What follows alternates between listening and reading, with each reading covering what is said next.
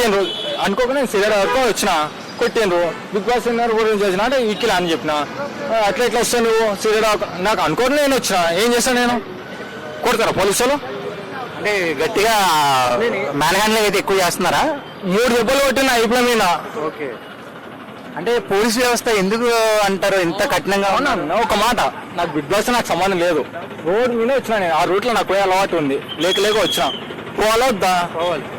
వీళ్ళు ఎక్కడ యాక్చువల్గా వీళ్ళు ఎక్కడ ఉండేది కొండాపూర్లో, నాకు ఒక ఫ్రెండ్ ఉన్నాడు, పోవాలా వద్దా?